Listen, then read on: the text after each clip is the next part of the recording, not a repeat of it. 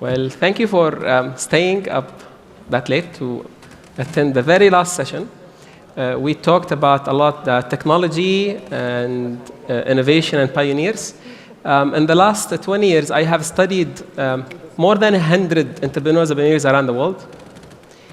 And I figured out there are two kinds of pioneers, the dreamers and the achievers. In 1920, there was a dreamer called Nikola Tesla who dreamt of inventing the electric car. But for reasons beyond his control, he failed to do so. He used to work for Thomas Edison and GE and got fired. 100 years forward, an achiever called Elon Musk came into place, and he made Nikola Tesla's dream come true 100 years after the dream of Nikola Tesla. So it's okay to dream. And what's more okay is to find an achiever to achieve your dream. So that's why in the last session, I wanted to moderate a session with 3 achievers who happen to be close friends of mine. So it's going to be very friendly. And so since, Joy, we had an issue with you in the beginning for your name, so I'll start with you. We had a chat yesterday, and I told you what impressed me the most about fetchr is what I called we have branded and unbranded industry. We have always perceived the logistics to be a rigid, hard industry. You came with a personalized brand. You've changed the game. And I don't want to say you're winning, but you're doing it. Thanks. So can you elaborate on that? Yeah, so I know a lot of you are probably looking at me going, wait a minute, who is she? So I always like to introduce myself. So my name is Joy. I was voted #1 Arab woman startups in the entire Middle East, which I'm really proud on. I've been on the cover of Forbes. Raised millions of dollars for a logistics company called fetchr. So we are basically the first company in the Middle East to raise money from the top #1 Silicon Valley venture fund. I'm of Palestinian descent, and I'm here from Northern California, also known as Silicon Valley, and trying to do something really interesting in this region of the world. We're trying to disrupt logistics with technology by using your cell phone number as your address, and therefore not needing to ask where do you live. We just use your cell phone number. Very similar to Uber technology, where you don't tell the Uber driver where to pick you up. You press a button. So we do that for delivery, and we're disrupting logistics. We're in 6 countries in the GCC region, and we're growing extremely fast. And we have done something really remarkable. We have disrupted a very traditional industry. Very similar to how Uber disrupted the industry of taxi services, right, by using technology. So we've disrupted a traditional old school because nothing has changed with logistics for the last 30 years. So we are the new face of tech, and that's what we're doing. So we've actually done something pretty fun with a topic that's pretty boring. So I want to pick up from that word, pretty fun. And Nadine, you are in a very complicated business. You are into tech, health, and logistics. So you're the founder of Plotos, which is the region's first healthy food delivery app, which is a 1-year-old, but you guys are awesome, and you just been awarded at the MIT competition last week. So congrats. And so can you pick up from that word, fun, fact of technology? So technology was non-existent in my life until a year ago, I think. So in terms of fun, or where we've grown, I think just how it's grown in the past year, from an innovative and sort of a user-friendly way, what we want to do on a platform is to really connect users with food that's fun, that's trendy, but at the same time allows you to eat healthy. And you know it's trusted because it's backed up by dietitians, both myself and one of our other co-founders as well. And food is always fun. I'm going to have to try you. I didn't know that. That's awesome. Yeah, so gluten-free, dairy-free. Gluten-free, dairy-free, vegan, paleo, whatever you want. We've got it. I'm your customer. You do your own deliveries? No. So basically, our partners have their own delivery. Yes. So, yeah. So Shadi, I mean, you are a serial entrepreneur. You have founded several businesses, but one of the business that always captured my attention is Bab Noor. Yes. And it's fascinating how you went into an industry that is absolutely not disrupted and absolutely had nothing to do with technology. Not only have disrupted it, not only you have came up with a solution, you've packaged it right. Well, I came from a communication background, the old age of advertising and marketing and all the things that has to do with delivering messages from point A to point B. Since 2009, we started looking at the revolution of mobiles and going digital.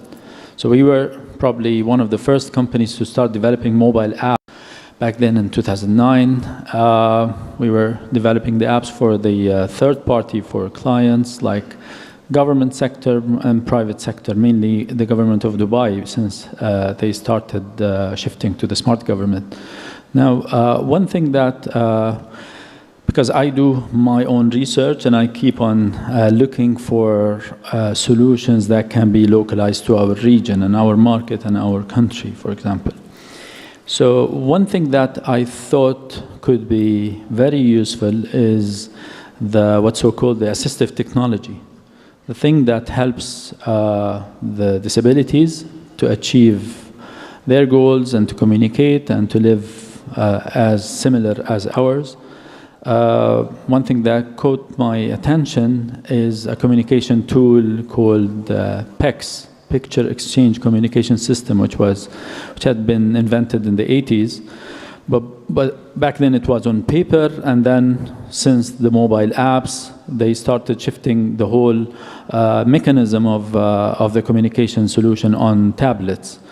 So what we did actually is we did some sort of reverse engineering for what they've done internationally in different languages, except for Arabic, and we just brought the Arabic language and the localization in terms of characters and the cultural aspect of communication to the region. So you were right, actually. If we had tackled the subject from the same business model that they sell it internationally, we wouldn't have sold one license because it's pretty expensive. We sell the license for $300.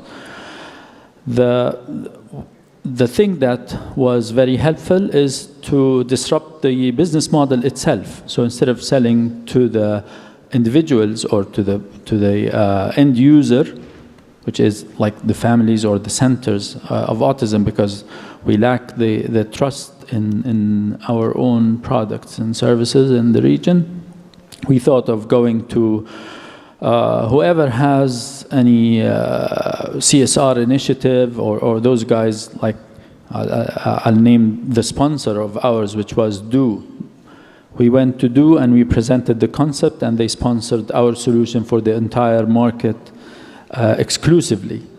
So it was a very positive action and business model that helped us sell to almost 70% of the centers in the UAE, giving them the tool for their children and the students that are autistic for free, just because we found the proper model of sponsoring such a thing. The other example that we've also succeeded in developing in the region is the e-book business, the e-book industry. And we also took it to the next level because we've worked on the white labeling thing. We've worked with Ministry of Education. We've worked with other initiatives that are interested in spreading culture to the public, like Etisalat. And they sponsored an ebook platform that was white labeled under their name. And now we're ending up with a big partnership with the second largest audiobook company in the world called Storytel, the Swedish company that had decided to expand in the Arab world. And they only found us active in this field. So we're carrying these two models that are completely new to our region. Okay, Nadine, you are, as I mentioned, in a very... We have to welcome Lojain, who's our... Come on, Lojain.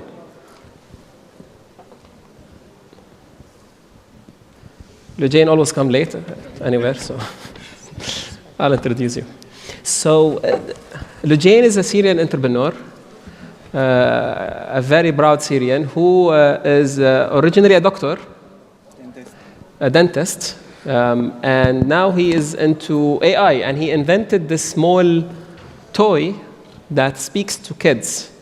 And it was one of the, I think in Forbes, an invention of the year. Yes, on the cover of Forbes. What made you, as a dentist, go to AI?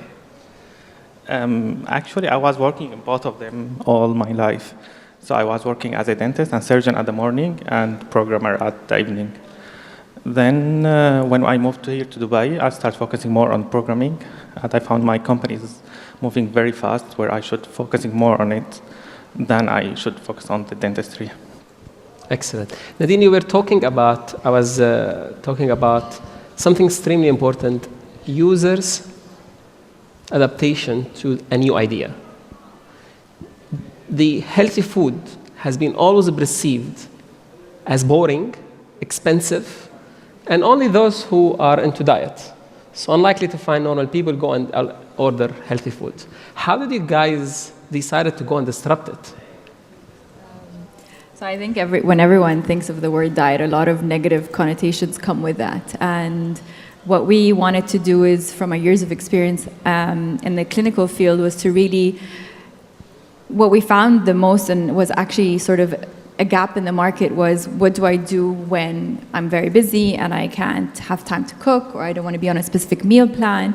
You know, what's next? So we realized that there wasn't sort of a go-to app or like a one-stop shop sort of nutrition for healthy food. And what we aim to do with Plotos is to really also show people that healthy isn't boring. And we sort of want to move away from the word healthy, and our sort of slogan is more about being trusted and trendy, in the sense that the food you have can be from as low as 12 dirhams, but you can also find up to 80. So it is accessible, it is affordable, and it's just through a few clicks that you can actually have that as well. And what we want to do is also change people's ordering habits. So yes, it's not your typical salads and chicken and vegetables, but there's so much more on that. But it's also allowing people we're guiding them and to make really good options with what's available on the app as well. Carrying from there, Joy, we 3 years or 5 years back, if I want to ship something, I would call RMX, DHL, and so on and so forth. So you came with a new app that involved changing behavior of people. So not only you are looking for users, but also to change the user's behavior and telling them, hey, don't call, just use the app. So how did you tackle this challenge? I know it costed you a lot, but... changing behavior is the hardest thing to do because it's been a challenge for us. I mean, we've raised $52 million in funding, and we're about to close another 100 million. And I can tell you, congrats. Thank you. But with that's all a lot of money, huh? It is. But with all of that, changing behavior is the hardest. There isn't enough money in the world to change behavior. It takes time. Very similar to the way that it takes time to get people to use the internet. Like my mom, it took her forever to stop using the yellow pages when I said, Mom, you can look at it as Google. It takes time, it takes learning, it takes patience, and it takes an actual one-time person using it to understand how easy it is, and then you got them hooked. So the challenge is getting them to try it once. Before we came, I learned something new about you, which is that you are a New Yorker originally. And we all know New Yorkers have a completely different attitude towards technology or anything. And you came to the Middle East. How easy for you as an entrepreneur was to adapt? It's hard. I've built a company in Silicon Valley. I've raised millions of dollars, and I had an exit. My first company was bought in a merger and acquisition deal. So what's interesting about me is that I've had the experience of raising money and building a company in America, and I've had the experience of raising money and building a company here. And I can tell you that it is a million times harder to do it here because the infrastructure is not there. The ground, the soil is not rich in investment money. It's still growing. It's, startups are still very new to this region of the world, and understanding that, when you try to raise money here, people are like, well, wait a minute, do you make money? And you're like, no, I don't make any money. And they're like, oh, okay, well, come to me when you make money. Well, that's the opposite of venture capitalists. Venture capitalists is you trust in an idea and you invest in the people. And that's really very foreign to the Arab world, who are used to investing in land and investing in businesses that are already established. So it's much harder here to raise money. It's harder to find the infrastructure. But you managed to get Majid al-Futtaim, right? Majid al-Futtaim is one of your We major did, but investors. our first investors were from Silicon Valley, California, and then Right. Majid al-Futtaim came. So they Right. came after. You need Okay. both. You need Silicon Valley money, and you need money in this region. You need a combination of both. How many of, I know we have a very, very little audiences, but you are the quality and creme de la creme of the audiences. How many of you have been involved in fundraising? No one. There's only one. Yeah? Two. And how many of you agree with her that we need more of, that's the question, so you either come and sit here to see, or how many of you agree with her that we need more of the Silicon Valley thinking behavior for investors here? Almost many of the... Two, three. Shadi, I was surprised to learn that you are a dropout from San Jose, which university in San Jose, Yes. which is one of the best universities in the world. And you drop out and choose to leave Silicon Valley and came back to Jordan. Yeah. I'm not going to ask if you regret that, because I know the answer. But I want to ask you, that few years in Silicon Valley, what did impact on you when you came back to Jordan? Actually, it was a very great experience to be in that place. Back then, it was never called the Silicon Valley. It was the Palo Alto and the Bay Area. And just a couple of years back, I came to know that it's the same place where I used to be in.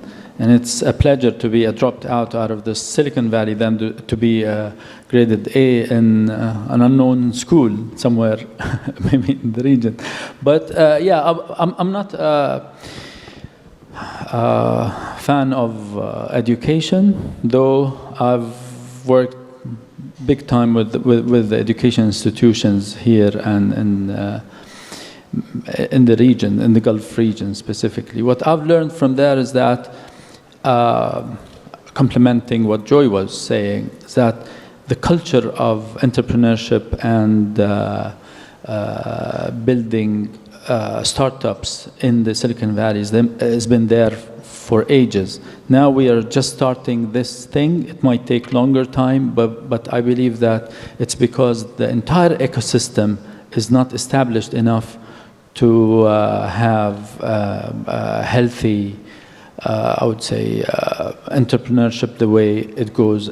Because as she just said, you can easily find people believing in and investing in your vision, not what you make in terms of money, while over here, probably the first thing they look at is the security of their investment and taking zero risk when they talk to you about any funding or...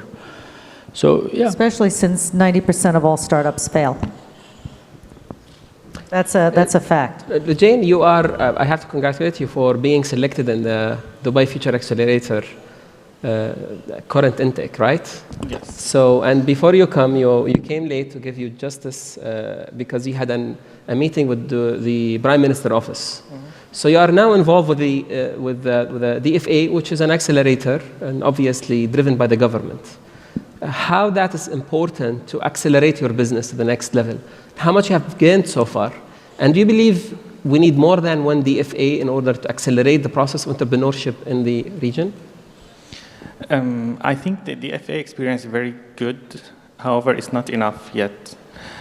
Because in my experience, when you go into dealing with big entities, you find the directors level, all of them like the new ideas. They like to add AI to their systems. However, when you go to the next level, managers or the IT or the integrators, you'll find they are fighting to not use this new technology. Because they're afraid of losing their job? Some of them, so? Yes. Do you think they will lose their job? Yes, some of them. Okay.